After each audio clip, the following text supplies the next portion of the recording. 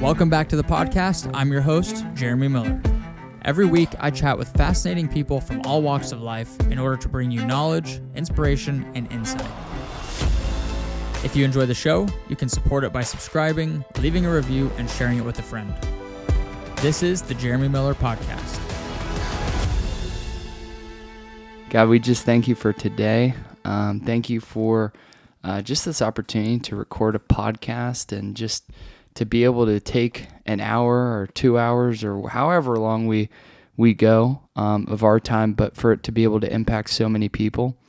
We just ask that you're just here, that you're present in this conversation, and that you just speak through me and Jeremy to be able to impact a ton of people listening wherever they're at in their home.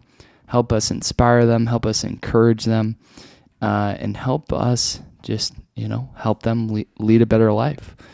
And God, we just thank you for an amazing day. Thank you for an amazing run and helping us stay healthy. And just speak through us, through the experiences that we've had to be able to help others. In your name we pray. Amen. Amen. Boom, Jeremy. How do you like to start your podcast nowadays? I always do. Pierce, Showe, welcome to the podcast, dude. Excited to have you here. Oh, look at that. That's very cookie cutter. Yeah. It's the same thing every time. And most of the time I ruin people's last names. Oh, Because well, I'm illiterate.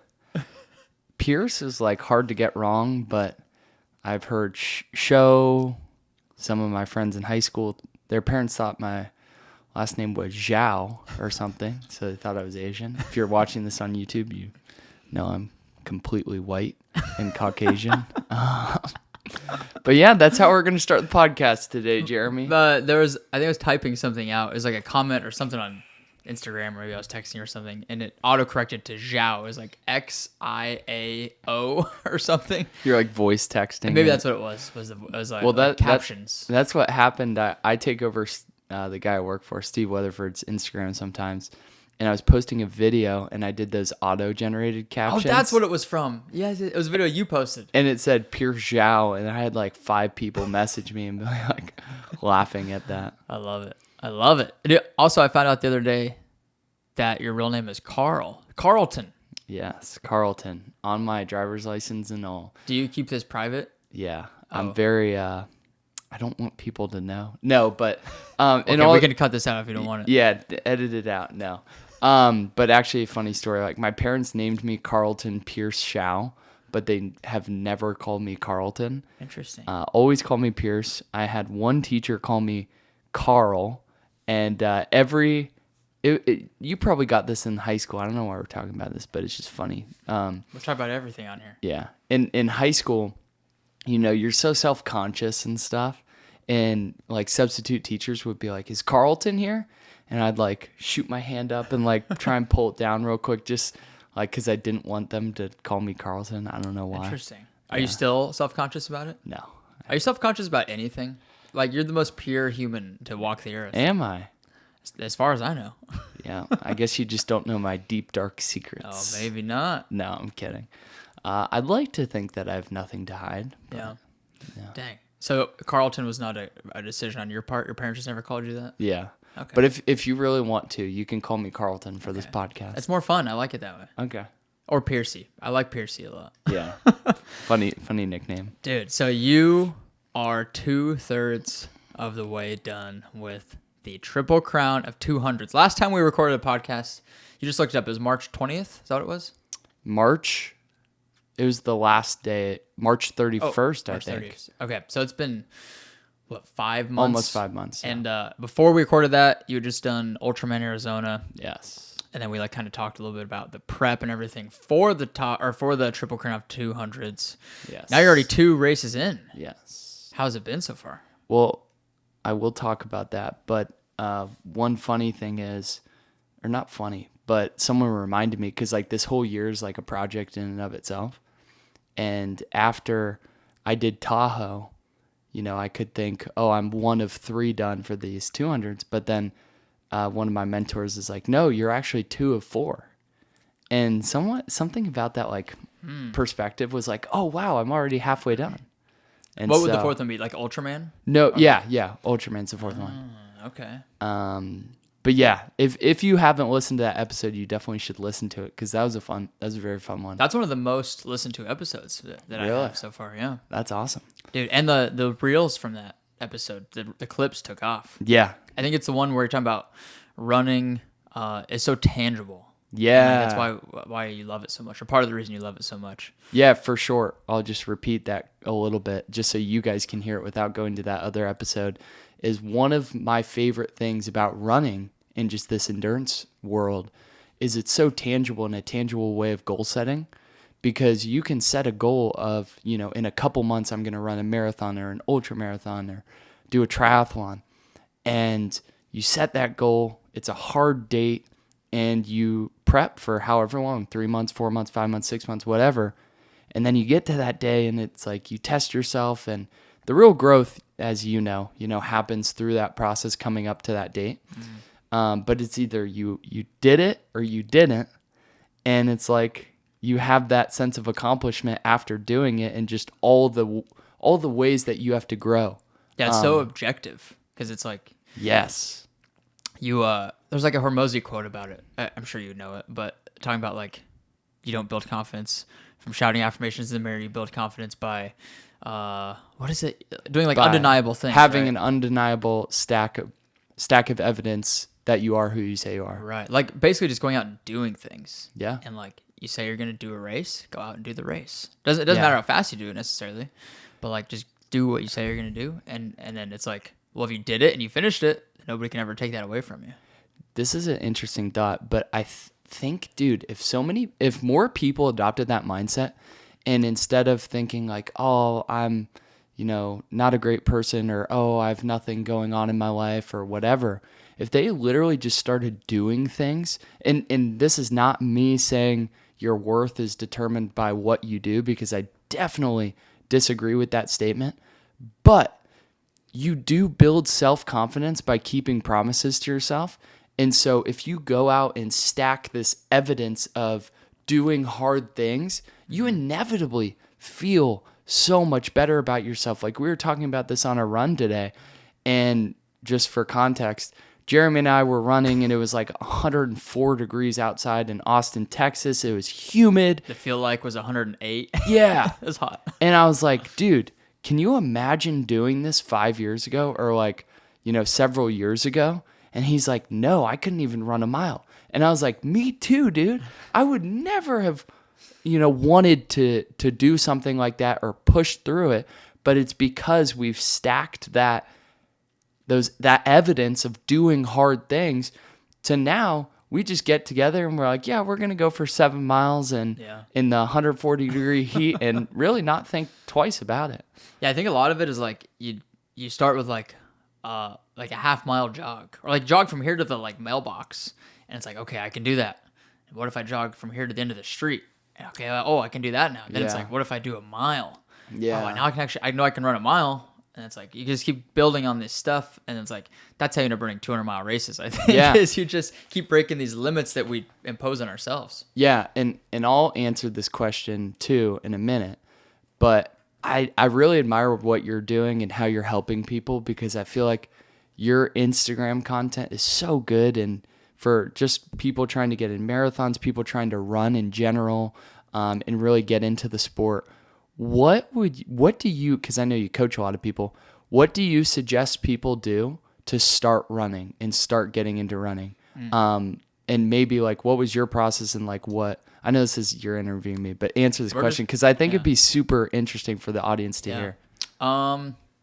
First off, don't say sorry. We're just having a conversation. And we happen to have cameras and microphones in front of us. But I think like definitely don't do what I did, because I just went out and tried to run a mile PR every single day for like a year. I don't know how I didn't. I mean, I did get shin splints. I don't know how I didn't seriously get hurt, but like I had plantar fasciitis and runner's knee and all that stuff because I had no clue what I was doing. But who would think? So don't do that. If I had to tell somebody, like if you're gonna be smart and intentional with it, just start walking every day. Like go for like 30 to 60-minute walks until you're comfortable with that. Like you can build up the walk as long as you're not sore the next day. Like you can confidently do that, and then it'd be like, okay, now do like 30-second running intervals. Like run for 30 seconds.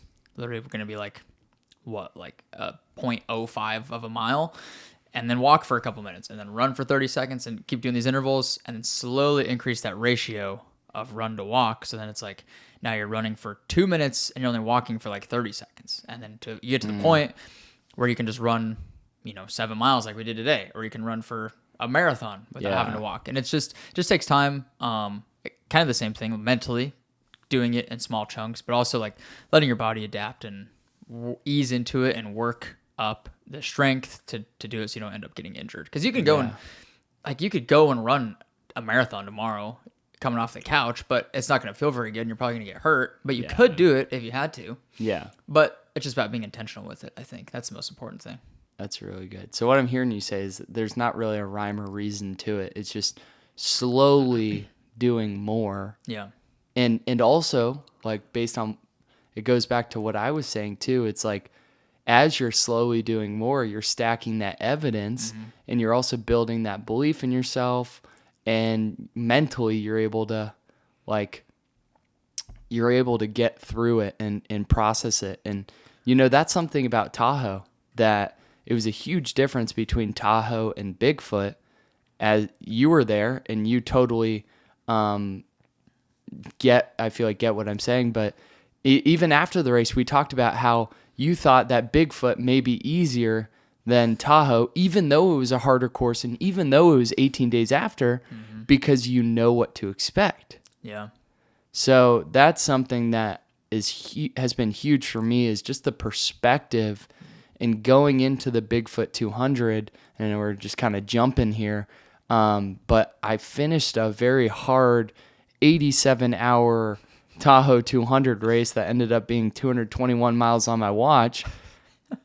And then 18 days later, from the time I finished to the time I started the next one, did Bigfoot 200, it was like 208 or so miles, 41,000 feet of gain. But I was able to run it like 8 hours faster because I was able to make those adjustments. But also, I knew what to expect from a perspective thing. So yeah, I remember talking to you about this at Tahoe. I don't know if we talked about it before. It was after. Okay, it was after, but I had it in my head before. I don't know. You just didn't tell me. I just didn't want to tell you because I didn't want to get in your head. But I was thinking, I was like, I think I told your cousins maybe. I was like, I think this first 100 miles of the first 200-mile race is going to be probably the hardest because you've never done more than 100. You've done 400s before this, right?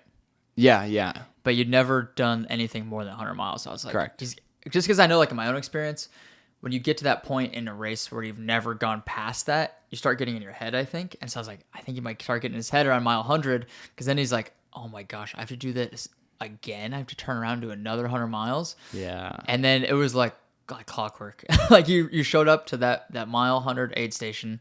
I was ready to quit. And you were like, I think you had texted, it was George or Albert, whoever was with me. And you were like, yeah, he said he's done. He's not going to keep going forward. Yeah. And I'm like, oh no.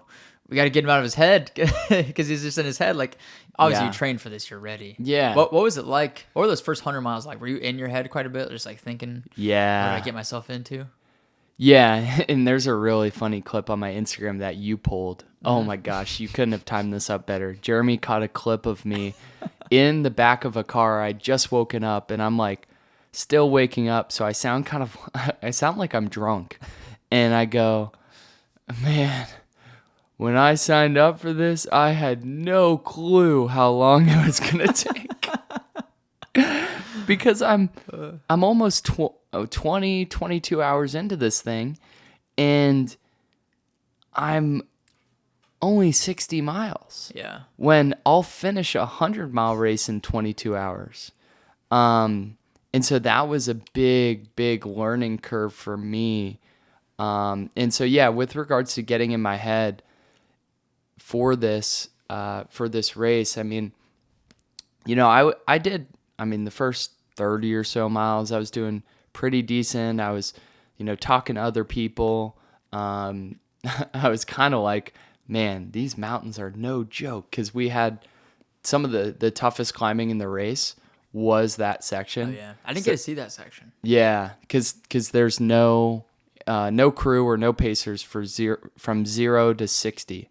So you guys didn't go, what was it, like I left at 9 and you saw me at 4 a.m. Yeah. So however long that is, like 19 hours. And so, so I ran with some people during this first 60. And it's crazy how things can spiral. I ran out of water for a little bit, which was a huge bummer. How long was that for? Probably 2 miles. Thanks. Or like a good 30 to 40 minutes? Yeah. Because it's kind of hard. I didn't really know how much water to take. I just took a lot. But you're going through the mountains.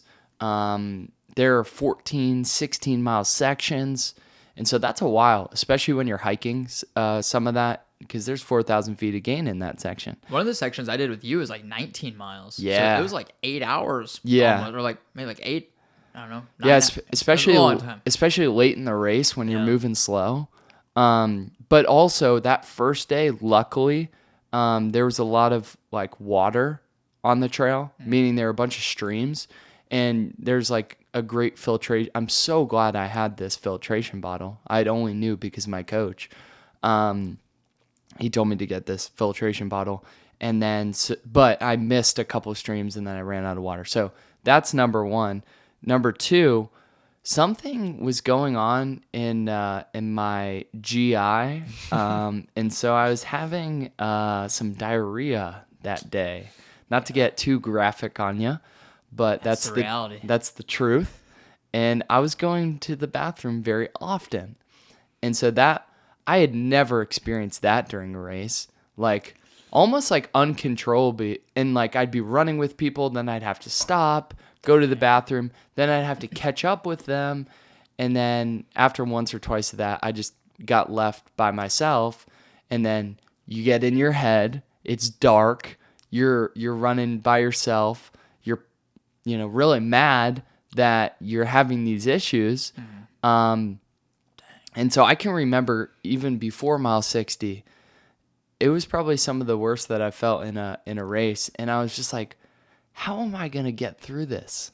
And I was undisciplined in my thoughts, so it just kind of spiraled. So that's me getting in my head, and then and part of what pushed me forward was I told you, my coach, Mike McKnight, he's done 10 of these things, and he said, before you make a decision on quitting, eat a lot of food and then sleep.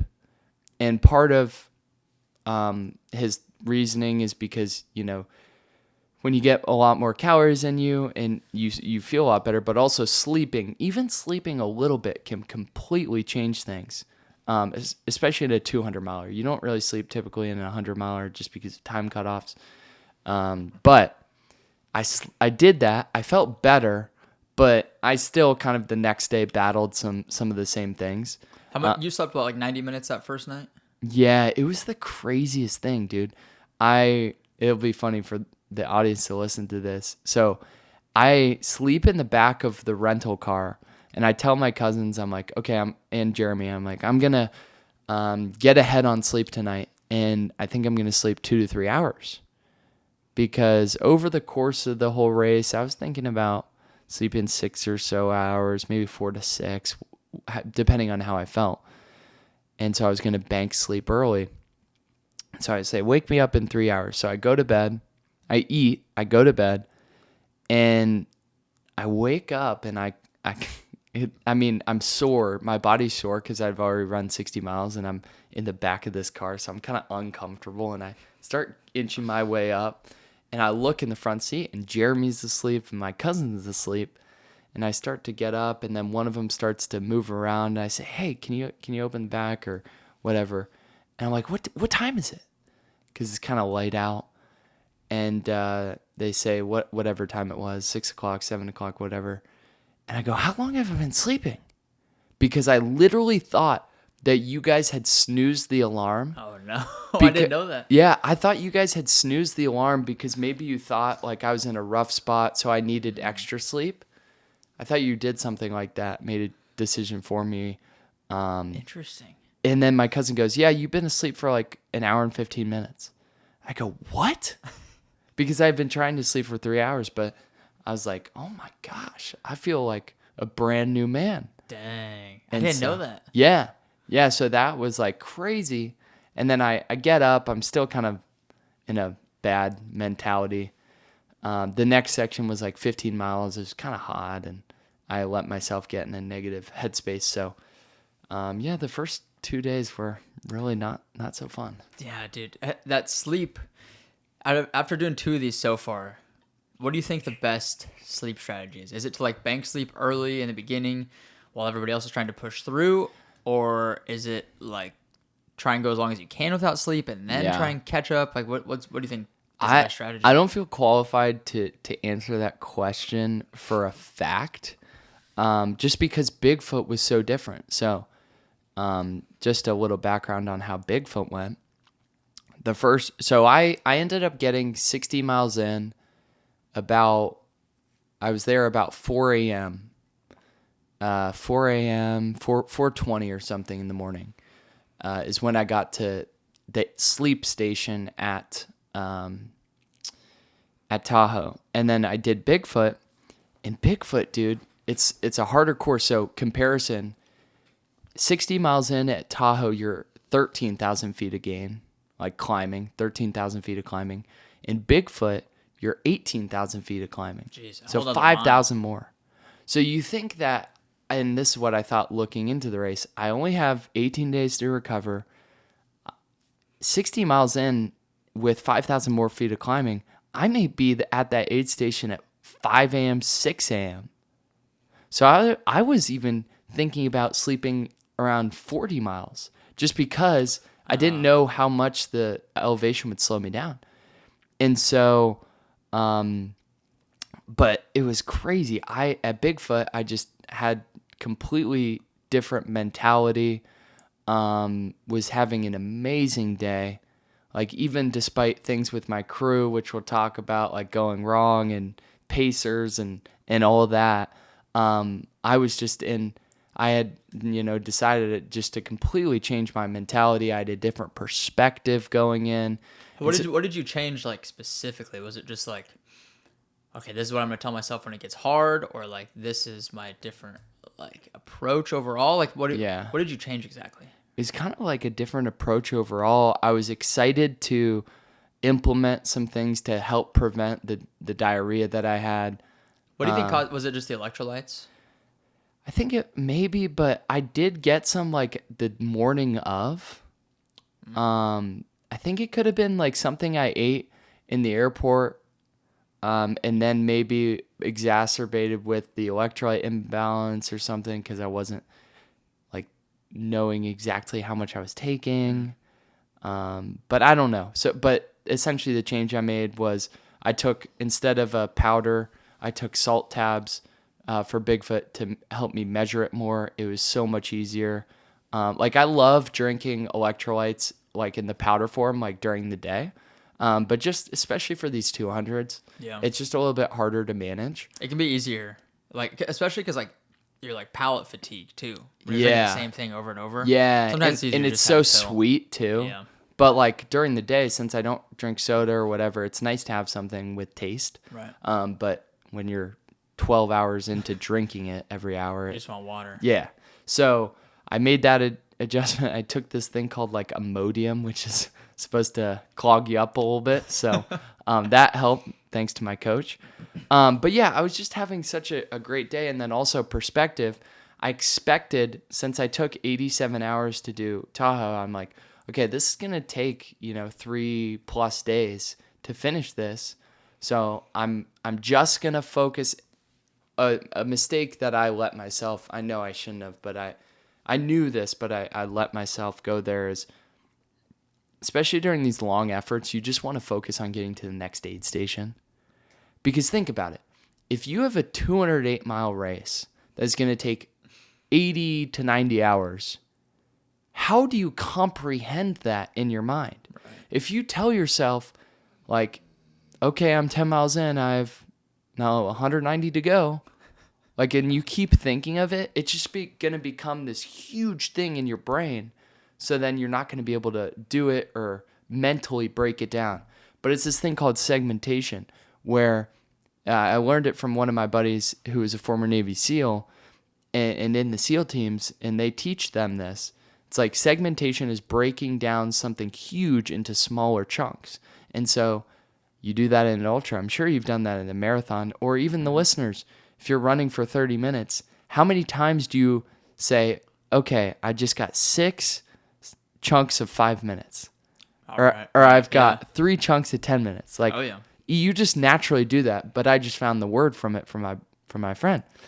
And so during this 200, what I did was I went back to square one with what I know I needed to do, which was segment it. So it's like, okay, the next aid station, I just need to focus on getting to the next aid station, because everything can change at an aid station. Yeah. Like, for example, the picture perfect example of that was when at 104 miles into this Tahoe 200, I'm going and I'm like, I'm done. I don't want to do this. I'm 35 hours into this. I'm just tired. I've already gone farther than I've ever gone before. Like, I just don't want to do this. My day's over. And then I walk in to this aid station, and you're there.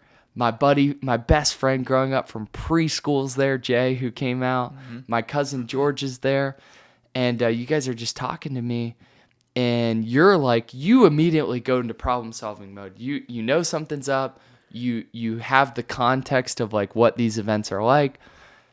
And you start trying to problem solve. You're like, okay, what's going on? I tell you about the diarrhea issues, and you call my coach. It's like 8 or 9 p.m. And I'm so glad you answered. Oh, yeah. Shout out, Mike, if you're listening to this. Thank you so much for answering. But you just went into problem-solving mode, and you shifted my energy. And I think that's one of the things that I don't know if I've worked on it or it's just something about me, but having you go into problem-solving mode and then seeing you, like, in that moment, you wanted it more for me than I wanted it for myself. Admittedly, like, I'll totally admit, I was so close to quitting. I don't have a hard time admitting that. Like, I think I kind of suck for feeling that way in that moment, but I was having a hard day. And that's why you need a strong crew and a strong pacers. And so, so essentially, long story short, Jeremy problem solves, gets my coach on the line. He's like, hey, you should probably switch to salt pills. It will help. Get this stuff called Imodium. It will help. Just try it out. Just go. You have the determination to get this done. Just do it. And then Jeremy's like, dude, these cutoff times are so long.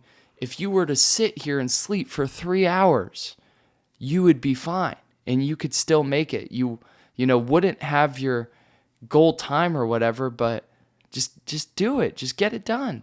And so it was a mixture of that, me being okay with like, okay, like I'm not going to, I had to remind myself of this too. And this is the last thing I'll say. Everyone who I coach or give advice to on doing marathons or just any endurance thing is I say, or 100-mile or whatever, I say, focus on getting it done. The first time you do something, just focus on getting it done because you don't have any context on what it feels like. This is your first one. So many things can happen. You just have no concept for what 72 hours versus 80 hours in completing a 200-miler is. And so I had to take my own advice and remind myself in that of like, Pierce, like, dude, just doing this is crazy. Like, you just need to get it done. Don't worry about your time. It doesn't matter. This is your first one. Be realistic with yourself. Just get it done. And then after that, if you decide to go back, then you can judge yourself more on a time because then you actually know what it's like. Right. So, yeah, dude.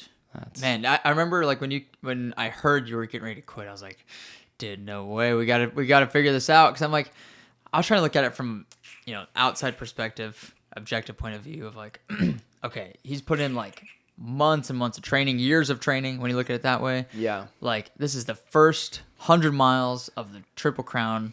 Like, he can't go out now. Like, obviously, I knew you were in your head about it because I'm like, obviously he can do it. He's physically put in the training, physically ready. So it's just, problem solved, get the stomach issues figured out. So Mike obviously helped with that a lot. Yeah. But yeah, that perspective is huge. I think I love that idea of just get it done for that first race. Because even for me, like a lot of my stuff, like my first 50, I had a goal time that I set for myself, and I started falling off the paces, and I got in my head. Yeah. And then it turned into like this freaking death march to get to the finish line because I was so in my head that I didn't hit my goal.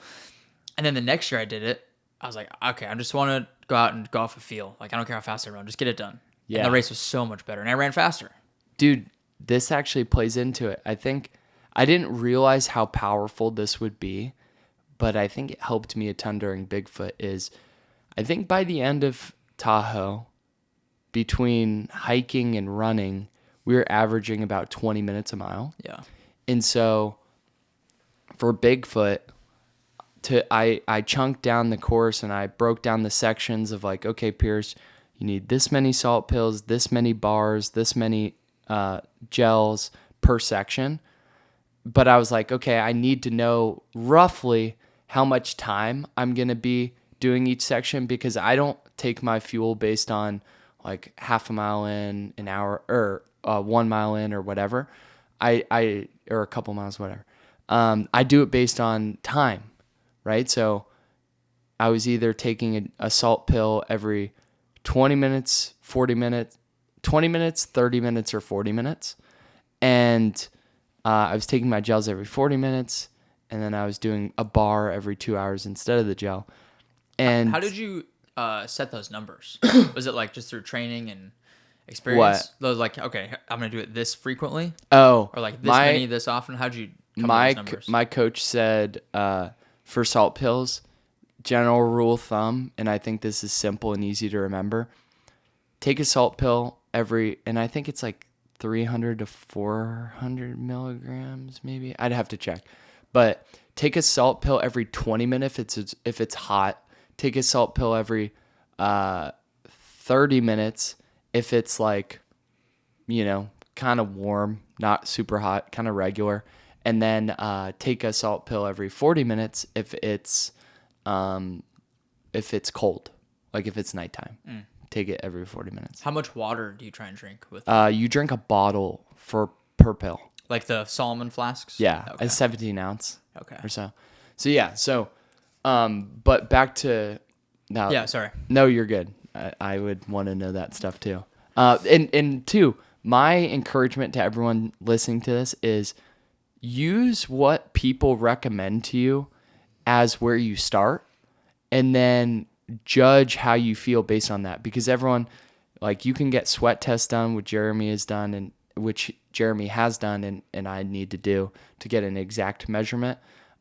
You can do sweat tests to figure that out, but everyone's a little bit different, and sweat rate's a little bit different, and also based on your weight and all those things is how many calories you burn, from what I understand. But different people burn calories at different rates. Yep. Right? Yeah. I'm not just making that up. No. Okay, that's what. Yeah. Yeah. Based on like body fat and what you're eating. Okay, that's what I thought. Genetics. I just wanted you to confirm, just so I don't sound. I mean, I'm not that credible either, but we're credible by experience, not by exactly not by taking classes on running. But yeah, so back to what I think really helped me during Bigfoot and chunking it down and all that was to figure out how much fuel I was going to need.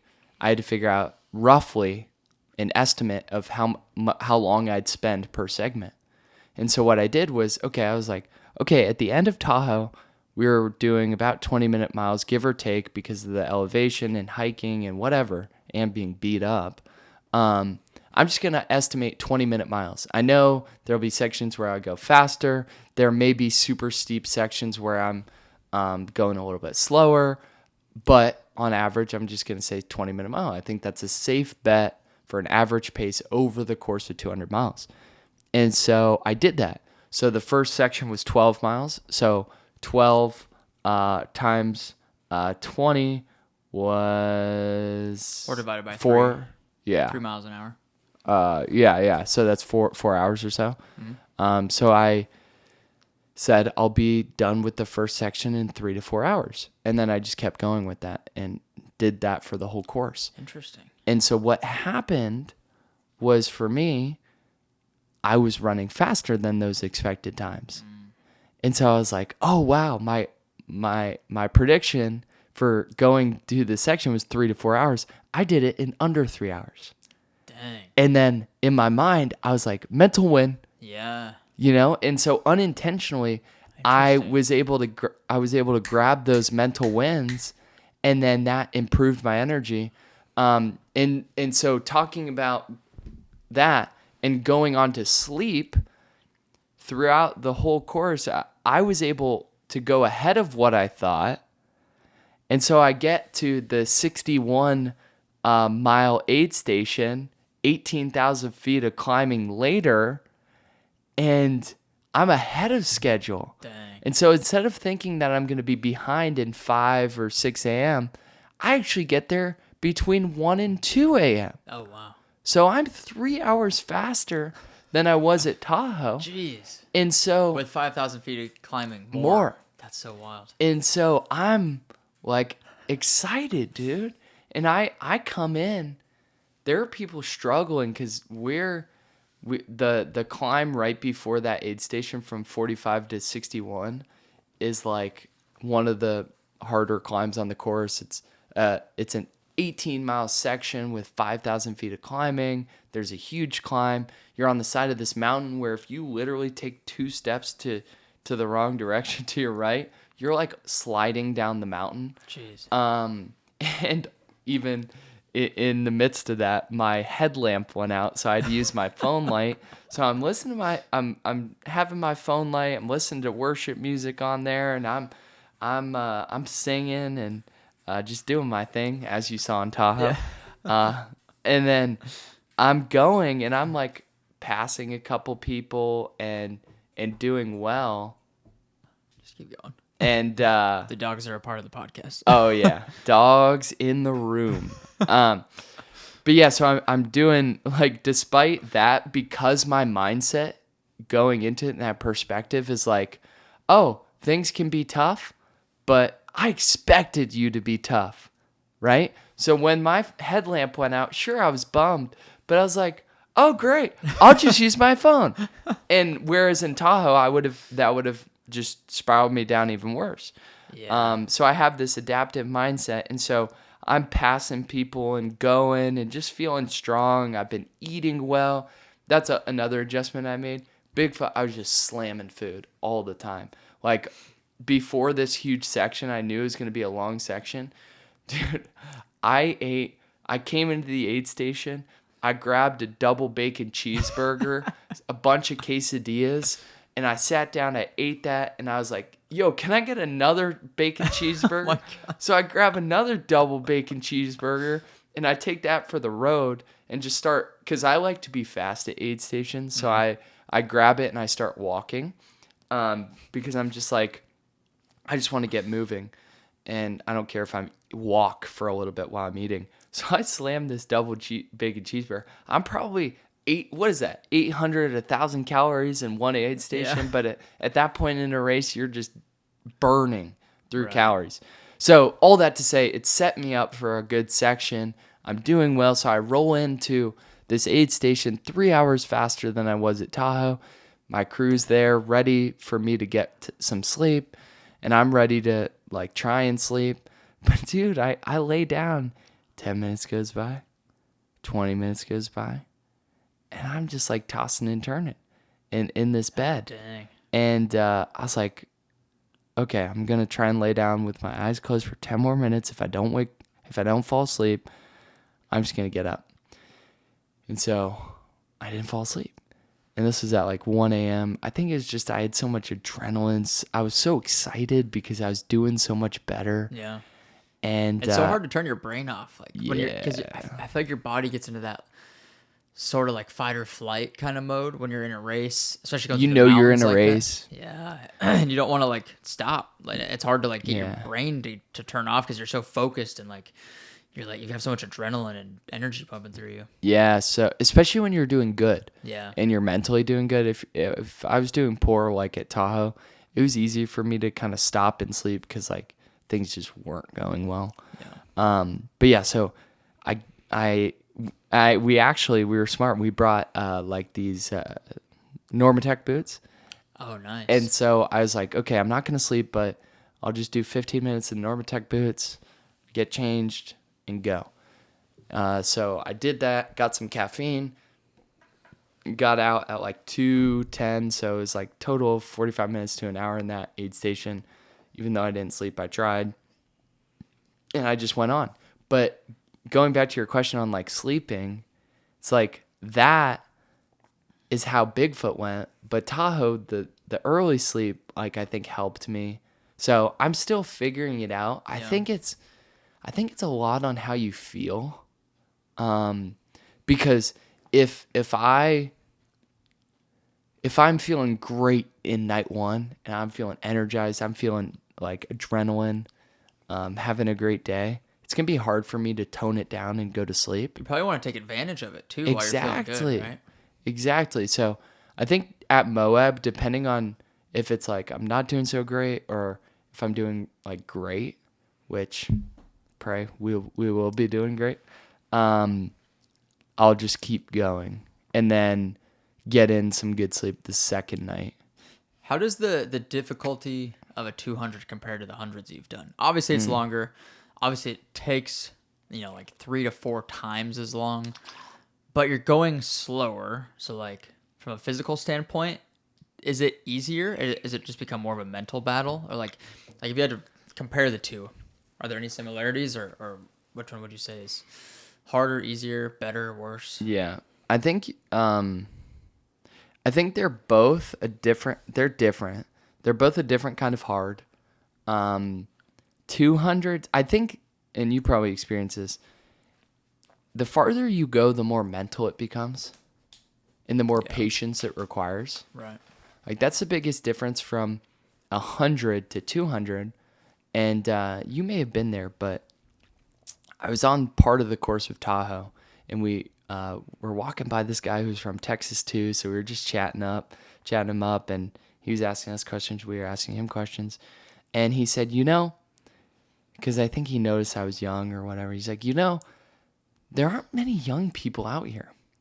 And he's like, you know why? The reason why I think that there aren't many young people out here is because these require a lot of patience. Mm-hmm. And young people, who haven't been through as much life experience, typically don't have as much patience for stuff like this to be able to endure. Because 79 hours, and we've talked about this several times, 79 hours, 87 hours, however long it takes you to be out there in the woods, in the wilderness, in your own brain. Mm-hmm. Maybe you're with a pacer, maybe you're not. It can be hard because you can get in your head. Like I think a lot of people, like, and we realize this together, you don't know how much you're trying to stimulate yourself, or you're always constantly doing something to get that takes your attention until you go for a run. And then you just have a flood of thoughts. Like you said earlier today, things always come to you on runs. We both talked about how our best ideas come to us on our runs. It's because very little times throughout the day do we get the opportunity to slow down, not be doing anything, and just kind of be. But at those races, they require a lot of patience, and they require you to be comfortable in your own head. Yeah, I feel like a lot of it, obviously the age thing, because you look at the average age of people that do hundreds and 200s and stuff, it's so, like, I feel like the longer the distance, the older the people get because of the patience that's required.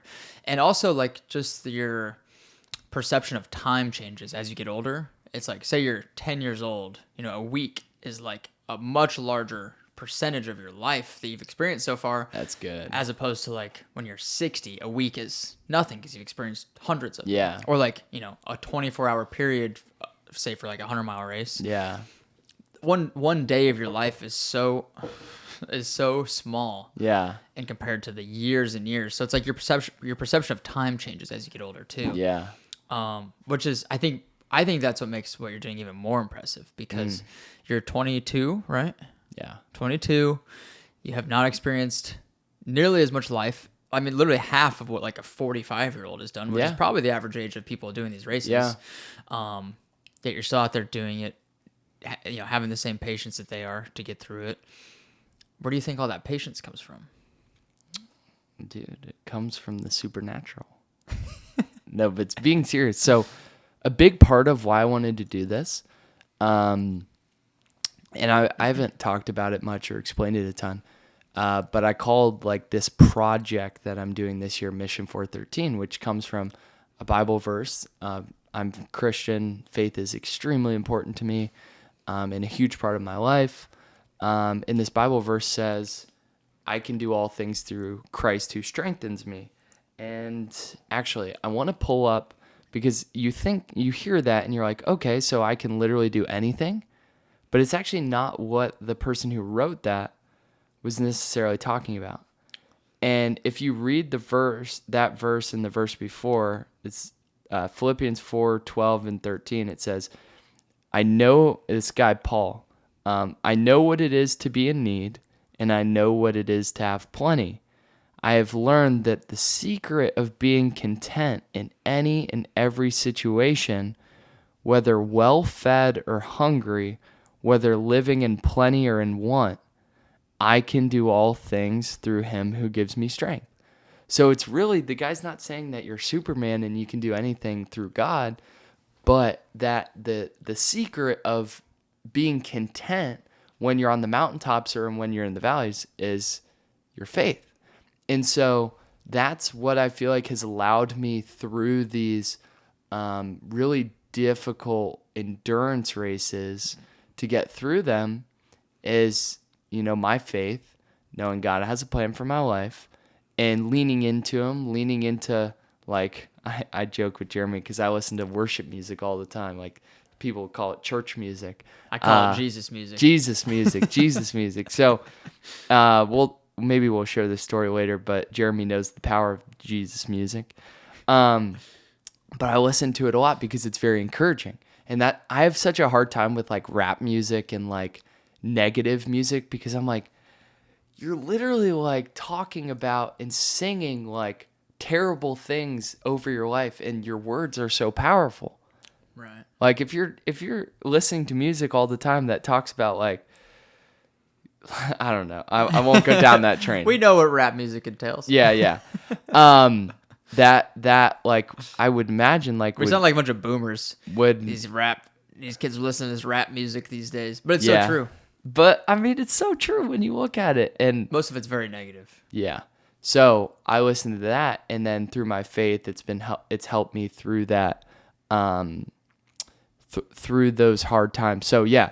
The project Mission 413 is all about that verse, through the highs and through the lows, leaning into my faith, and also, I think that's where like the sort of the confidence to be able to do these things come from, because I know it's not just me, it's God working through me, and I mean the response and just the things that have happened on these races and through these challenges have been insane, dude.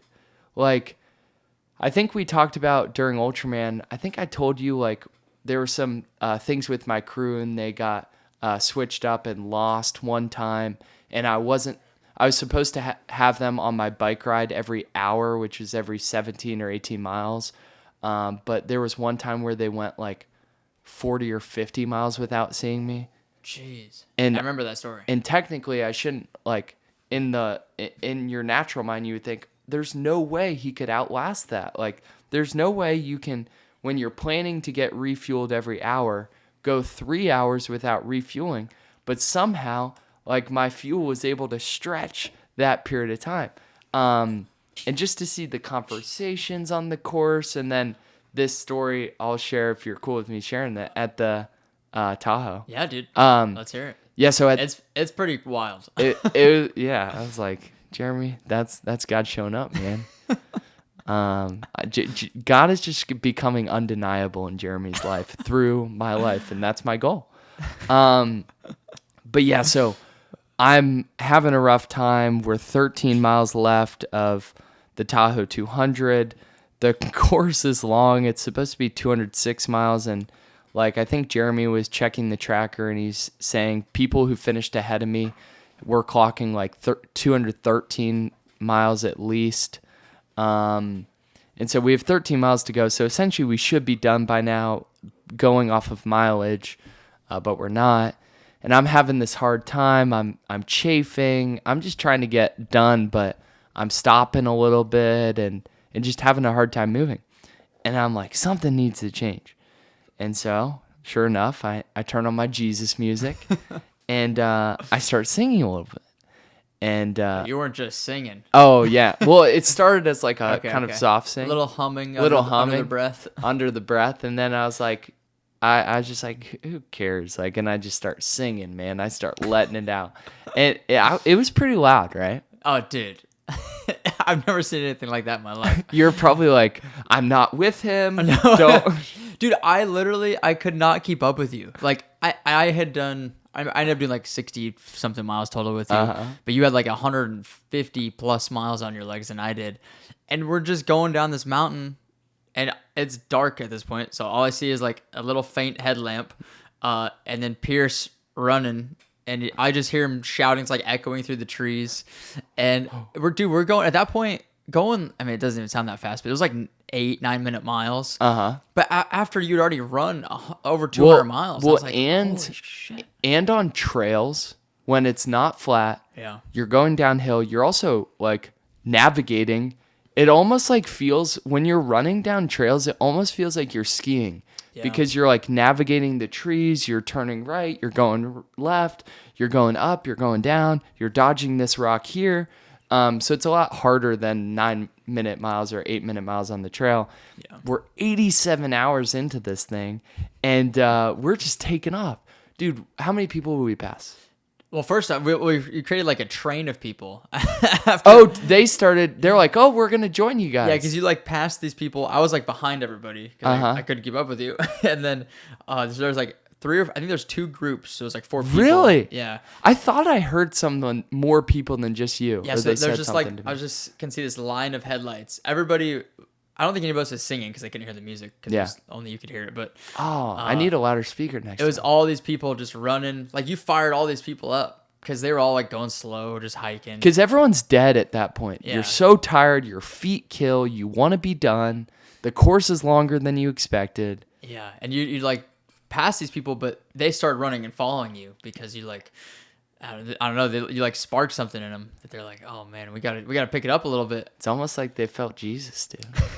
They just got a little supernatural strength come through them, dude. So I have a question for you. Yeah. Do you think that, obviously you just said it, but that faith fuels you during a lot of these things, yes, supernatural, whatever you want to call it? Do you think that it's possible for somebody to do these things without that? 100%. Okay. You can will your way through. I mean, there are 200-mile people who do 200 miles that don't believe in Jesus. Okay.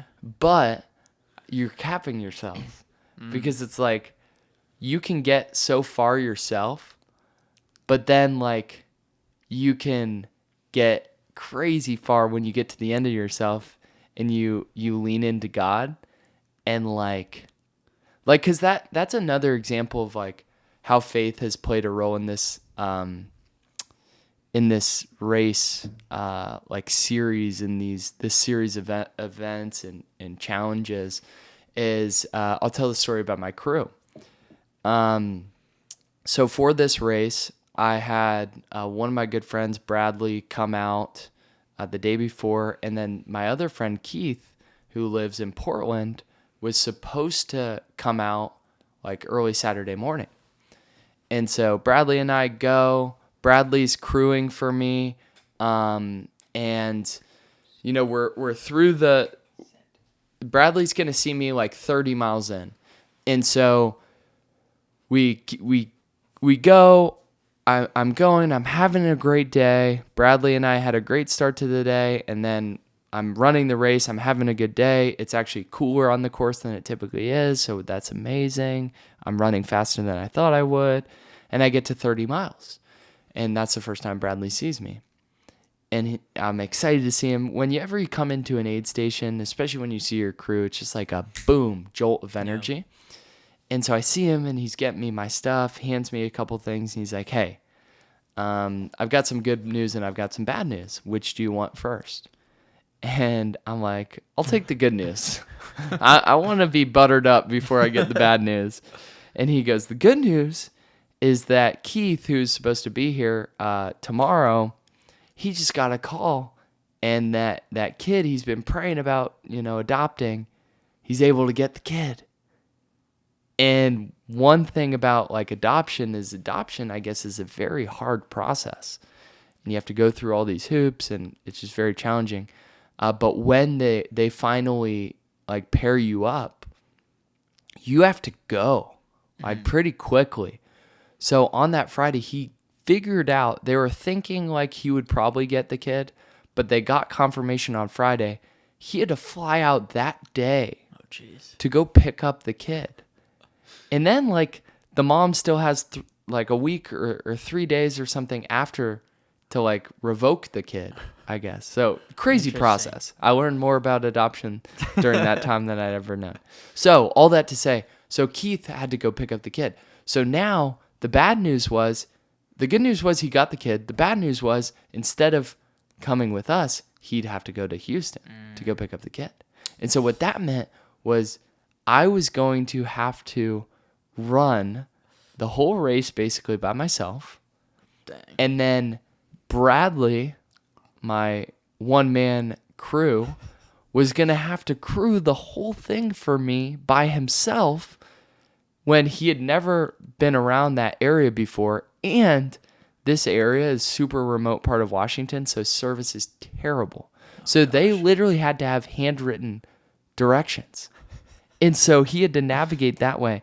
And so all that to say, where faith comes in and knowing and trusting that like God has a plan for my life, God has things in control, I had peace about it.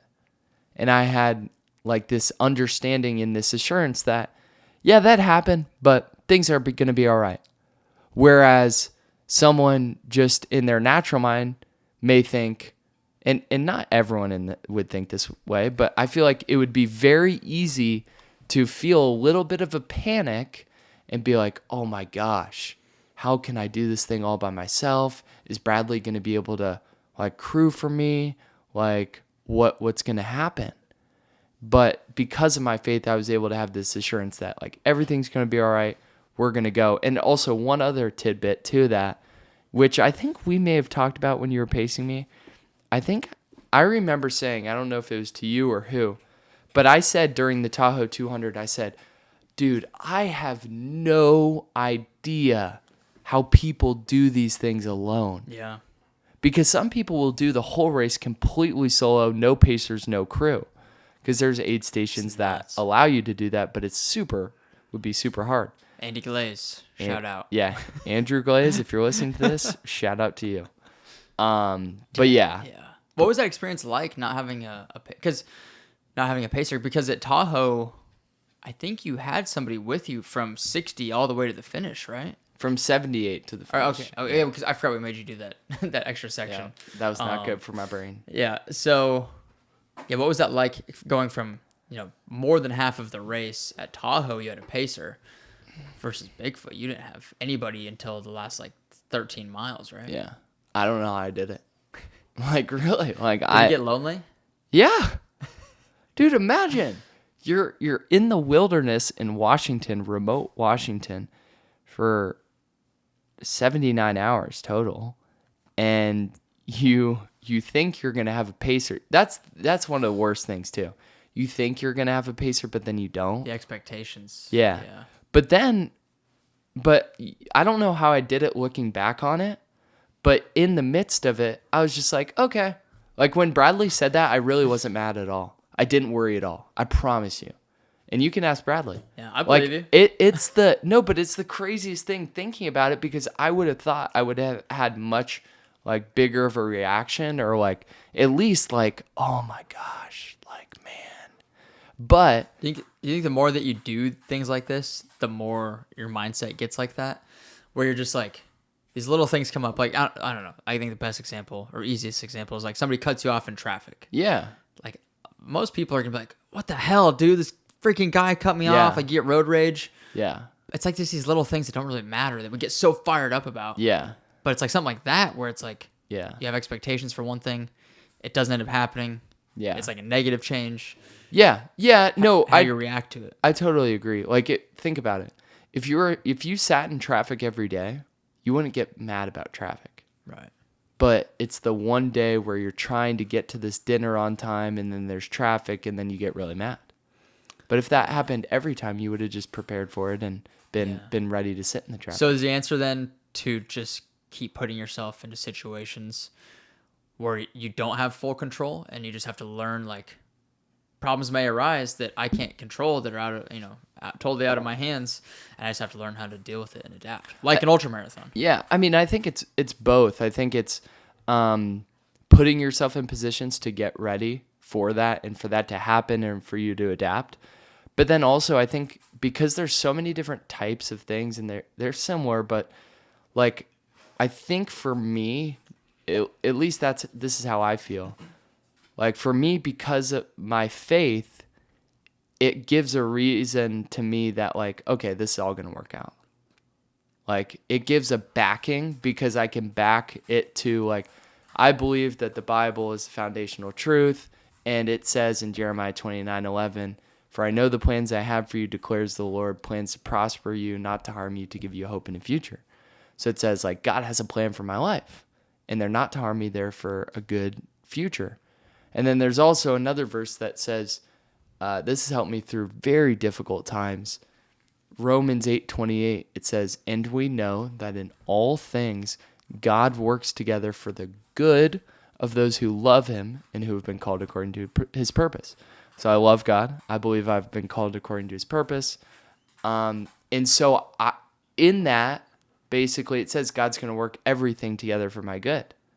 So I'm not just having this like belief that everything's going to be all right, but I'm basing it based off of this foundational text scripture that I believe in. Does that make sense? That makes perfect sense. So it's like deeper than just like this. It's deeper than this, like, oh, everything's going to be all right. You know? Yeah. Yeah. These dogs are very comforting Dude, during the podcast. This guy, he's got ADD or something. He can't just lay down. If you're watching on YouTube, one of the dogs are just like hanging out with us. It's fun. Magoo. But this podcast is very raw and very real. Very casual. It's like, who cares if there's a dog on your podcast? I mean, this is we don't need to edit it out. No, definitely not. I used to be self-conscious about it, or like, yeah, oh, it's gonna take away from the experience. I feel like you've grown a lot in that. Maybe Yeah. just even in what we've known each other. Yeah, yeah. You mean like not caring, or like yeah, just like just willing for things to not be perfect. Yeah, it's hard because I'm definitely more of a perfectionist. Yeah, but I gotta let some things go. Running has taught me that for sure. Just dude, running is just it's a perfect metaphor for life, for everything in life. Yes. When you were pacing by yourself or running by yourself for like those basically 3 days roughly, what kinds of things would go through your mind out on the trail? Were you thinking about like, okay, what am I going to eat next? When's the next aid station? Or were you thinking about things outside the race, like thinking about life and future things and that kind of stuff? The thing is, you think like, oh, you're on this trail, you have so much time to think, like you could probably like think about so many different things. But for me, like most of the time, I'm just like focused on the race. So just more present. I'm very present during those. Like I'm thinking about how long until the next aid station. That's. I'm not thinking about how much time's left in the race. I'm not thinking about how many miles I've gone. I'm thinking about how many miles until the next aid station. I'm thinking about my fueling. So is it like, okay, how many more minutes until I eat a gel? How am I doing on my water intake? How am I doing on my salt pills? I'm like, because you're running on trails keep you engaged and are very different from running on the pavement. Right. So like if you've ever, and this is my encouragement to anyone who runs, if you've never run on trails, you're missing out. I love You trails. should definitely try out running on trails because trails help the runs go by so much faster. It's a lot more engaging, and I guess engaging is the right word. There's so much more happening. Like, Yeah. there's trees, and you might see bears, like we saw a bear. Oh yeah, we saw a bear during Tahoe. That was cool. Yeah. So there's so much things to navigate. So that's one. I think it makes you be even more present. Yes. You gotta pay more attention. And then two, like, since I didn't have any pacers, like, people give you life while you're on the trail. Like, so anytime someone passed me, I'd like cheer them on or say hi. And anytime I pass someone, I'd do the same. And then Did you see a lot of people, or did you get pretty spread out? Right. I actually saw a decent amount of people. Because that race is a point to point. So like, Yeah. that was one thing. At You Tahoe. get spread out for sure. At Tahoe, we passed a lot of people coming the other way because it's out and back. Mm-hmm. But Bigfoot, you probably get pretty far Yeah. in between racers, right? Yeah, you do. But like, if you look at the finish times, there's people decently close. How many people it's like 300-ish per race? I think it's like 250. Do you know what the finisher rate typically is? No, we could probably figure that out. Yeah. We'll drop the finisher rate in the show notes. But yeah, and then too, forget. like part of, like for me, what I think about during races is like I realized how powerful when I turned on that worship music was. And I noticed it, but I hadn't experienced it to that extent at Tahoe. And then, so I did the same thing throughout Bigfoot. So I was listening to that all. I was like, just singing along because it gets my mind off of like, oh, my feet really frickin' hurt. And I've been out here for so long and my, like every bit of my body is a little bit stiff and sore. And yeah, so. What's the hardest part physically? Is it like your muscle fatigue, or is it your feet, or is it like your joints? Not really joints. I think the thing that happens is during these races, your body gets to a certain level of hurt. Like there's no better way to put it, but like your body hurts. It like because of your feet, I think mostly. So like even if you don't have bad blisters, even if like for me, I changed out my shoes every 50 miles, it definitely helped and has made my feet feel a lot better than before. But like just being on your feet, think about this. Here's a great representation. Think about a day where you've stood almost all day, or you've walked around almost all day, like you go to the fair, or you just like working on your feet all day, you were working in lawn, you're like just moving around all day, or what? Right. And you get to the end of the day and you're like, man, I just want to be off my feet. Yeah. Have you ever experienced that? 100%. Yeah. So imagine that for 3 days and nights straight. That's what it feels like. So it's just that compounds. But what happens is you reach like a certain level to where it doesn't really get worse. Yeah. So you kind of have to just like surrender to it and realize it's there. And like, you just got to not focus on it. Yeah. Because in the context of that race, that amount of discomfort is so small compared to your whole life. So I use this technique that I learned from that same person who taught me segmentation of zooming in and zooming out on pain. If you zoom in on the pain and you're like, oh my gosh, this sucks, like, and you think about it a lot, it gets worse. But if you zoom out and you think about, okay, this discomfort in my feet is the price that I have to pay to be able to inspire so many people, get so many people to believe that more is possible for them, to get people to run marathons, for people to get into their faith, their fitness. Like I'm willing to pay that price any day, right? And the pain is the same, but the difference is my viewpoint and my perspective on it. Right. So I always like to say it's from. Have you ever seen Miracle? It's the hockey movie. Yeah, about like the 1980 Olympic team. Yeah, it's one of my favorite movies of all time. But there's a scene in there where this guy has like a bruised leg because he got like hit with a puck or something. Yeah. So his leg was bruised, like his bone was bruised or something. And his coach is like, a bruise on the leg is a hell of a long way from the heart. It's like, it's such a cheesy cliche saying, but it's like, I think of that when I'm like in a race or something. I'm like, wow, my feet are so far from my heart. Yeah. Like, it doesn't even make that much sense, but it's just like, what does that mean to you? it means like, cause I mean, I guess your heart and your soul are what get you to the finish line, not your legs necessarily. Cause it's like our bodies, as you know, are capable of so much more. Like we can push through pain in our feet. Like it's just a feeling. Like your feet aren't gonna fall off. Your feet aren't gonna just start breaking. I mean, they could, I guess, but like they're gonna last so much longer than our brains are, than our minds and our souls will last. And so to me, I guess that's what it means. Is like, yeah, the pain might hurt temporarily, but like it just push through it. You'll be fine. Like it's so much less significant than what we're capable of. Yeah, that's super powerful. And it reminds me of this verse, Proverbs 18:14. This is such the difference between Tahoe and Bigfoot. It says, the human spirit can endure in sickness. Like a strong spirit can endure through sickness. Like if your spirit, your mind is just, in that place. But a crushed spirit, who can bear? And that's what I was in Tahoe. It's like a crushed spirit, who can bear? Like I couldn't, even though I 100% was physically capable of running that race, I could hardly handle it because my spirit was like crushed. Versus in Bigfoot, all these adversities happened, but I was able to get through it. So that's just like something that popped into my mind. I was reading it the other day. That. And it's like, that's so true. So you finished Tahoe 87 hours, and you finished Bigfoot in how long?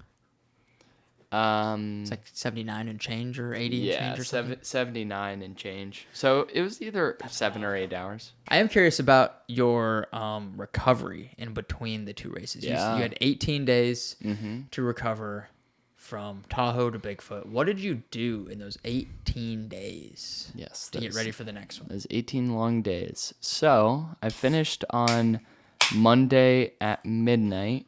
Tuesday, I tried to spend as much time in bed as possible, but had a couple things to do. We walked around a little bit, went in Lake Tahoe. That's a good point, actually. Oh, dude. How you were walking around was... Oh, yeah, better crazy. than after hundreds.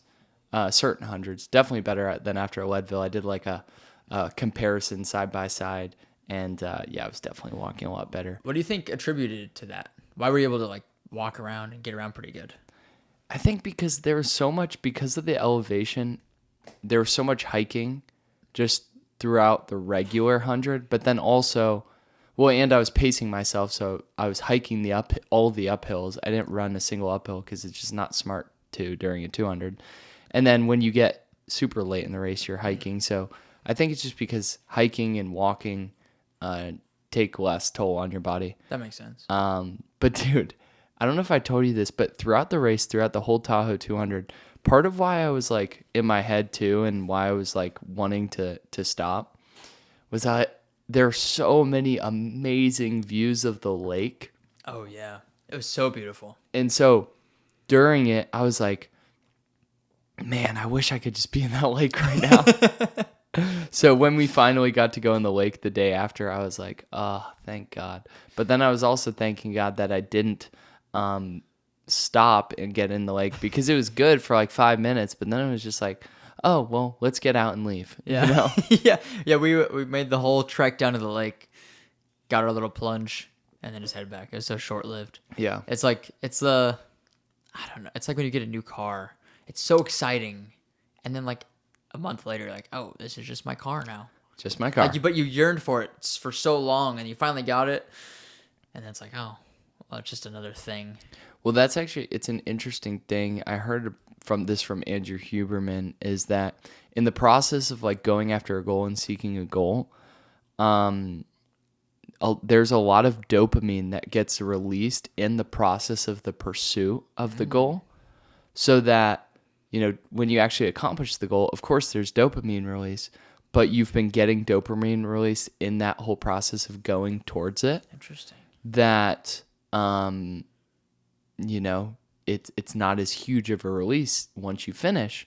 And then you're like, okay, well, why am I not feeling crazy different after doing that? Well, that's part of scientifically why that happens. Interesting. And then too, if you think about it, like every time you, like, for instance, this is something that I was actually thinking about. Like every time that I told someone I was doing the Triple Crown of the 200s before I did it, people would be like, oh my gosh, really? You're doing that? Like, are you insane? Like, What's wrong with you? Yeah. And there was kind of like this like dopamine release of like, oh yeah, I'm really doing that. And so I'm sure like people listening to that have felt that if you ever like set out to do something crazy and you do it, it's like you get that release earlier on in that process of actually training to do it. And then Well, everybody always talks about like the journey is greater than the destination. Mm-hmm. Always. It's so true. It's like the races are great. It's the cherry on top. It's like the glamorized. Yeah. It's like the what's the word? I guess glamorized. The like external thing that everybody sees. It's like when all your training, it's like all the iceberg. work. Yeah. That's a better way to explain it. It's like you just see the tip of it. Yeah. But everything that's underneath the water is your training. Yeah. The months and months of work, the sacrifices. Yeah. And it's like people only see just that little smidge. Yeah. At the top. Yeah, and that's something that I'm striving to do with, which you've helped me with a ton of, is with my content of like sharing the process, helping people along in the things that I've learned through my journey of going and doing that. It's crazy. It's been since like 2018 from when I did when I was doing 5Ks for lacrosse to when 2018 was the first time I did a half marathon and a marathon. And then fast forward to 2023, you're doing 200 miles, three 200-mile races. It's like you learn so much in that process through just like failing and trying and imperfectly like going through things. Like I remember my first 100-miler, I thought I could drink liquid IV and then and then eat every couple hours my gosh. to like get through it. But then like luckily my cousin was like a nurse and she's like, no, you really need to eat a lot more. That's one important thing to note is like because we didn't really talk about it much this episode. Like if you'd never heard of Pierce before this episode, go listen to the first one we did. It's like episode 3 of the podcast. Yeah. Where he goes into his whole story. Like he hasn't always been this freaking savage running 100-milers and 200-milers. Like it's been this like long journey to get here. So yeah. It's like, I mean, like you had this savagery in you. We had to extract it exactly over the years. And it's so interesting because, and I think this will resonate with a lot of people. When I listen to podcasts and, heard of people who said, yeah, I had this goal in the back of my mind for so long and, I knew I was going to do it, or I had worked on it for so long and that the world just hadn't caught up because I hadn't done it yet, or the world didn't see it until, later. But I've been this person for a while. I never like understood that. And I feel like I'm finally understanding that kind of now, because ever since I signed up for this, I mean, it's only been like 2 years, but I signed up for these 3 races last May or April. I think it was last May. So it's been, 16 months. It's been 16 months since I signed up. Dang. And it's been on my wall ever since then. And I've thought about it. And even though it's only been 16 months, in the scheme of my life, that's not really that long. But it's been 16 months of every day looking at it, thinking about it. Now you're in the middle of it. And now you're in the middle of it.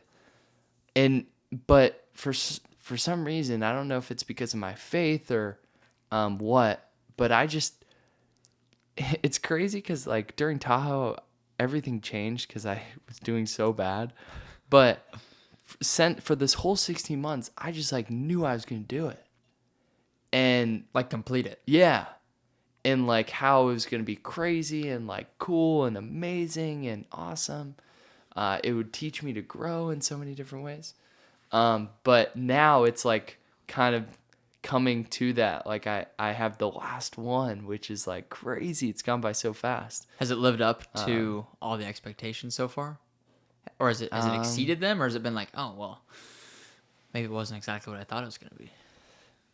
In terms of what? Like, what do you mean? Just like, because you say... Like the excitement? Yeah, like the excitement, like you had it all hyped up in your head for the last, 16 months. And now that you're in the middle of it, yeah, and you've done 2 of them, are you like, if it's not as bad as I thought it was going to be, or it's not as exciting as I thought it was going to be, you're like, oh, I thought it was going to be different in some way.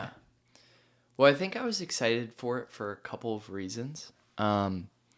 One of it, which was just like how it would make me grow, because when you say you're going to do something, you then place a demand on yourself to grow into the person who's able to do that. And so when I said I was going to do these 200s, I had only done, in May of 2022, depending on what day in May, I had only done one 100-mile race that I made up. Dang. I didn't know that. So that makes sense. Yeah, because I did the Keys at the end of May, which was after I had signed up for the Triple Crown. Then I did Leadville, which was in August, and Brazos Bend, which was in December. So I had only done 100. So it placed this huge demand on me to grow into that type of person to be able to do that. So that's one facet, and I think that has lived up to like what I thought it would do, because it's grown me in so many ways. My mindset, my training, like I switched up my diet to make it possible, and these couple different things. And then beef sticks and guac, baby. Beef sticks and guac. I did a whole 50-miler on beef sticks and guac. If anybody knows someone at Chomps or an amazing beef stick company, please let me know. This man loves his beef sticks. You could help me out. And guac. Like, is there any... Nah.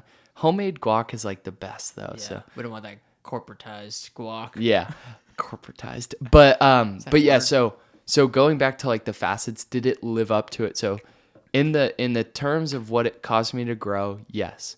Number 2, part of the reason I wanted to do it was not just for me, but for the impact that it could have. Like I fully believe that God's created me to be this type of person that, does these challenges to be able to inspire and encourage other people, because there are so many people in my life too who have done that for me. And it's like, I just have this feeling inside where I'm meant to do that for other people. And so in that regard, because that's a big part of why I did it, that's actually lived up to it 100%, what I thought it was going to be. To the impact that you've had. Yeah, like I still think there's going to be even more and more like opportunities that come from it. But it's definitely just seeing like certain people be like, oh, wow, you ran 200 miles, so I'm going to do 100. Or if Pierce can run 200 miles, I can go for a 2-mile run or a marathon. Like, I've had so many cool conversations, and also this part thanks to you, because you did such an amazing job documenting Tahoe for me, because Jeremy was out there, he was helping do some content and sharing updates with people, and we were able to document it in such an amazing way that people were really inspired and engaged in it. Dude, I had so many people like text me and say, hey, like, I was checking in on you all the time, Instagram and the tracker, like, throughout the weekend. I had someone say, Pierce, my kids were asking me every couple hours, how's Pierce doing? How's Pierce doing? So I had to, like, pull up the tracker and Instagram and show them. And so just to hear that, like, wow, I could be someone who, like, someone would track through the weekend and actually like take time out of their day to like follow along and be inspired and encouraged by, and then those people who get inspired and encouraged go on to do something hard and live a better life. Like, that's so amazing, and that's so fulfilling. So that's so cool. Yeah, I'll end with that, and answering that question is just like so cool to see that you can live your life in a way that changes other people's lives. I love that.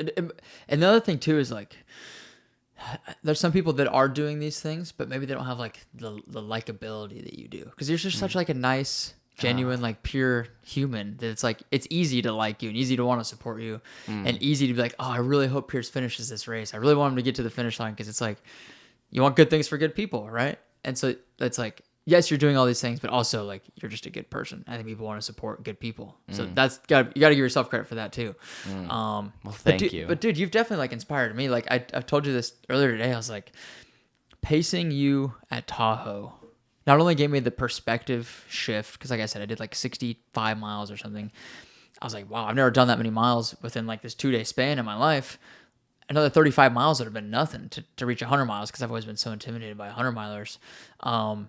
But not only that, like the perspective shift in my own head, but just like seeing you do it, like maybe becomes realize real. it's like, wow, this is actually possible. Like as Yeah. long as you pick a goal, you work towards it, you put in the training, the proper time that's required, like you can do whatever you want. Yeah, it's like the 4-minute mile. And for those of you who don't know, it's a very popular story, so I'll only take a little bit to explain it. But there's this guy named Roger Bannister who was like training. He was a mile runner for track. And up until this point in history, I forget what year it was, everyone thought that it wasn't humanly possible to be able to run under a 4-minute mile. They thought literally your heart was going to explode and like you die if you ran under 4 minutes.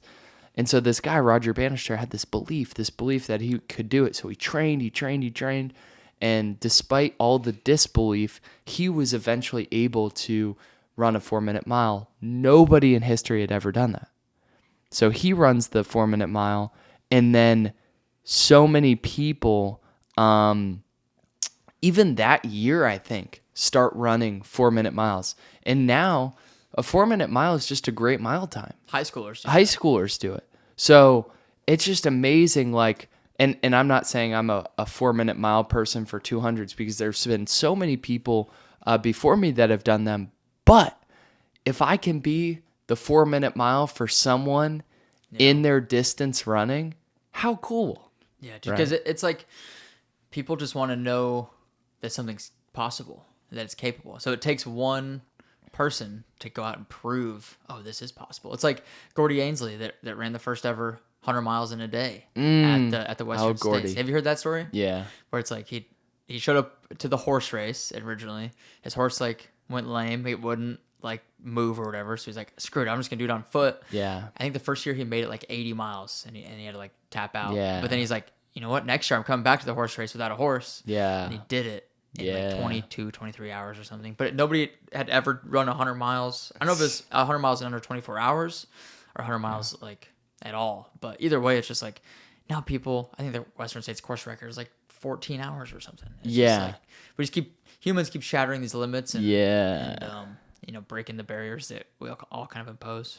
Yeah, and one thing I just wanted to jump in on because it fired in my brain and I remembered it was like, dude, that's part of why I love endurance sports so much is because, and you experience this, I know 100% with your first marathon, and I've seen so many people experience it, I experienced it myself, is like, you have this idea in your mind of how hard something's going to be. So like growing up, I thought people who did Ironmans were like aliens. Like I had a friend's uncle who did them, and I was like, alien. What? Like, what the heck? How is that possible? But then, like, when you do something, so you have it in your mind like that it's going to be so hard. But then when you do your first half marathon or even maybe it could be a 10K for you. Like, the feeling that I had when I did my first marathon was like, oh my gosh, that was really hard, but that didn't kill me. What else can I do? Yeah. That's one of the best feelings. That's exactly how I felt after my first 50 miler last year. I like literally as I crossed the whole race, I was like, I'm never doing this again. I'm not running a 5K. I'm not running another step after this race. I hate running. And that literally like the instant I crossed the finish line, I was like walking around, eating food, whatever. And I was like, I didn't die. I'm okay. I'm still, existing.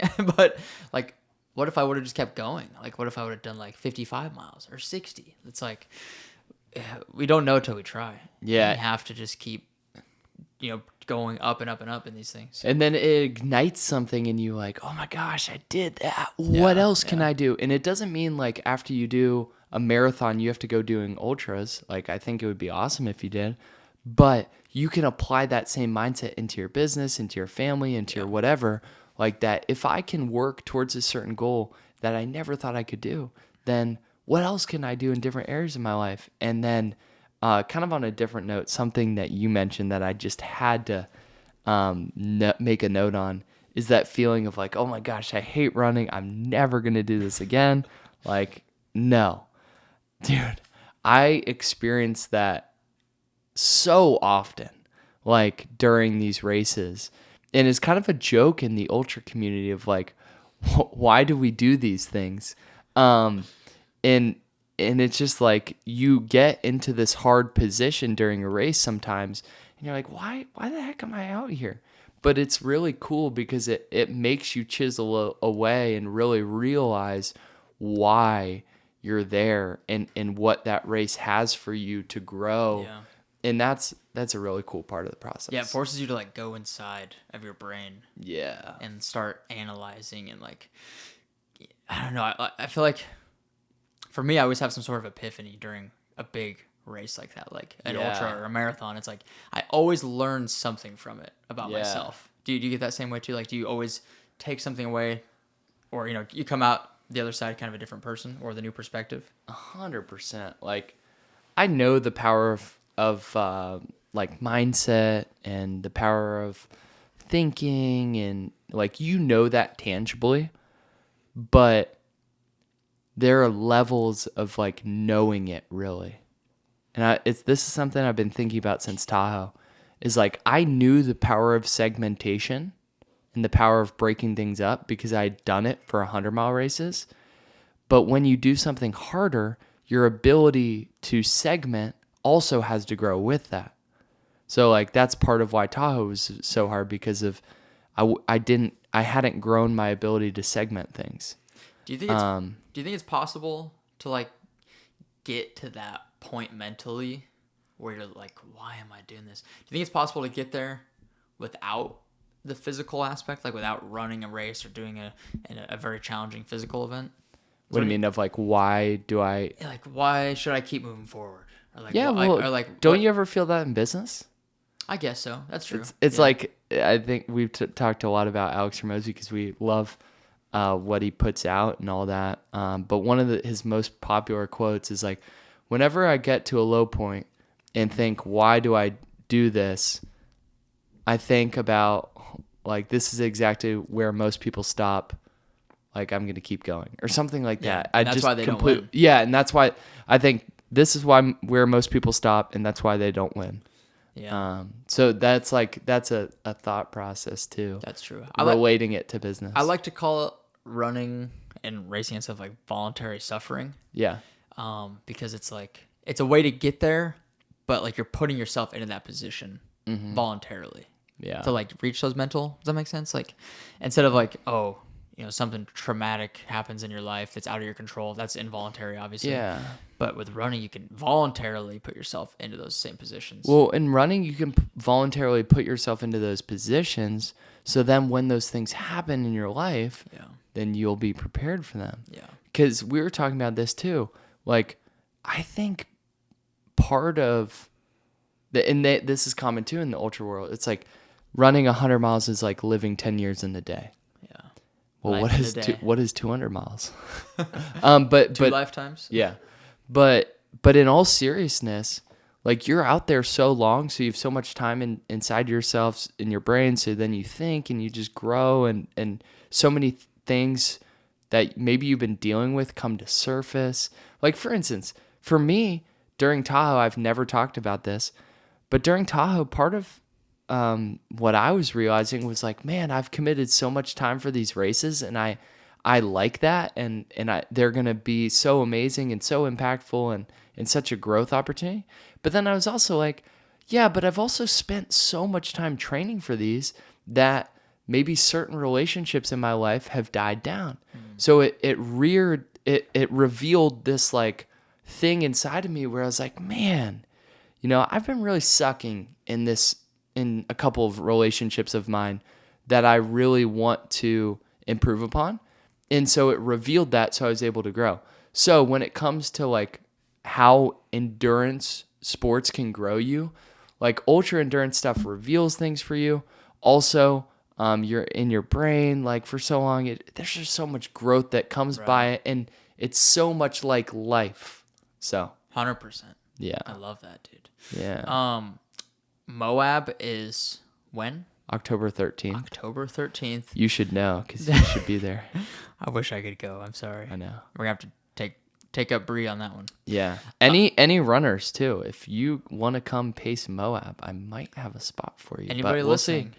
Put in your applications. Yeah. To come pace Pierce. DM me, Pierce Showe. October 16th, you said? We'll show you an amazing time. You'll see God move, and yeah, I bet you'll get at least one person from this. Yeah, we'll see. I bet you will. We'll take applications. I'll interview you, and yeah, I love it. Okay, moving into this race. Yeah. What's your? I guess we didn't even talk about your recovery between the races. That's okay. We talked about recovery. Okay. I'll give you a couple quick things. Yeah. So every day, roll out for 15 minutes. That's something I always do every day. Admittedly, some days I miss, but I do my best to get every single day roll out. It's super beneficial. 2, active recovery. For the whole week right after the race, I didn't do any running. My coach programmed active recovery. I could either walk, bike, swim, something that wasn't running. I basically walked every day for about 45 minutes to an hour. I took Epsom salt baths. Those are really good for just your body, for inflammation. Also, if you do them before bed, they help with sleep a lot. So for me, after the Tahoe 200, my feet really hurt. So I took those Epsom salt baths. Those really helped. And then 4, I have a couple more, but 4 is ice baths. I have an ice bath. I'm fortunate to have one. So I do about 3 or so minutes a day. I try and do it 1 to 2 times per day. And then also I have this clinic that I go to, one of my friend zones, called iCryo. And it's like a cryo place. They have recovery boots, red light, hydration IVs. So I did all of that stuff. The red light's actually supposed to be really good for like skin. Also, and like repairing, because like after these, one of the things that happens is your feet get blisters, and luckily I didn't have too much trouble with them, but I definitely did have some spots to heal up. So those are just a couple of ways I recovered. Okay. And how far removed from Bigfoot? Is it a week? Or almost 2 weeks now? So 2 weeks from the start. So about a week and a half. So okay. And same it's thing. Crazy, dude. 2 weeks ago I'd be running right now. That's nuts. Yeah. Basically same thing after Bigfoot. Same recovery protocol. Yeah. And then when will you start running again? Well, I guess you started running yesterday. Yeah. So yesterday So 10 to 12 days after the race. Yeah. And then how much will you ramp up between? Because now you've got almost 2 months in between races. Or I guess it is basically 2 months. What will you do in between Bigfoot and Moab? Because I'm assuming you'll probably get in some long runs still, because you have essentially 8 weeks to get back into it. Yeah. Part of what I'm a huge fan of is having a coach. So I don't really have to think about what I'm doing. And I found like I actually help other people with like plans to run marathons and stuff. So like I know how to program, like you, and you do the same thing. Like you coach people, but also you have a coach too. Yeah. Because it's just so beneficial to have someone like determining what your mileage is. Right. And it's like if I could talk, you want to grow. And so you should always have someone ahead of you, like doing your programming and your workouts and stuff. Yeah. So I have a coach who programs that all. I think I'll probably get up to, I don't know, we'll see what mileage, but as far as I can see out, it's like beginning of September, I'll do like 14 miles on a Saturday, 9 on a Sunday. So I'll probably get up to like the 20s back to back long runs. Nice. Is there anything that you're going to do differently going into Moab? Like strategy, pacing, anything that like you've learned now after doing 2 of them? I'm going to basically apply the same mindset that I did to Bigfoot. Come in like super positive, expecting for it to be hard, expecting there be times where my body hurts and I don't want to go anymore. So then when those times come up, I'll just be like, oh, yeah, I expected you. Pain, I know you. I saw you a couple months ago. So that I'm definitely preparing to have a larger crew, more pacers, for it to be helpful. But my nutrition, hydration, all that kind of stuff really tended to seem to work out really well. Nice. For me. Also one thing we made an adjustment. For Bigfoot, we got a Sprinter van. Oh. And so instead of sleeping in the tents at the aid stations, I slept in the van. That's nice. So that was really nice, and also nice to be able to change. Did you guys just rent that out there? Yeah, and then it was like our mobile command center. So nice. I just had all the stuff in there. We kept it. It had a cooler or a fridge in there, so it's just really easy. How much did that cost to rent a Sprinter van? Because I'm asking selfishly. Yeah, it was like it was comparable to getting a hotel every night. Oh, okay. I think that makes sense. It's a couple thousand. Did you just get it on like Turo or something? It's a thing called Outdoorsy. Oh, I've heard of that. Yeah, but the reason was we were so remote, so I didn't want my crew to have to try and drive in for hotels, and then we could also use it as our car. So if you were to get an Airbnb and a car, it actually works out to be cheaper just to get the van. Dang. So yeah, if you have enough people or like few enough people that can just fit in there. Yeah. That makes way more sense. Yeah. Dang, that's nice. So. Well, I'll remember that when I do my 200 miler. Yes. I'll crew cheap for you. There we go. You got my word. Dude, so what's I know you're focused on Moab, but like what's your ultimate goal with all this stuff? Like I know you want to impact people, but like have you thought about what's after the Triple Crown or what's beyond all this? Yeah. So immediately after the Triple Crown, me and a ton of my friends are doing a race called Brazos Bend, 100 miler. A guy I work for, Steve Weatherford, is like organizing a huge thing. He's invited so many people. There are probably like 50 people. Dang, when is this? They're gonna run with us. December 2nd and 3rd. Damn, I have to in come. Texas. I know. Come, hey, if you think Jeremy should run the Brazos Bend 100, DM him and me.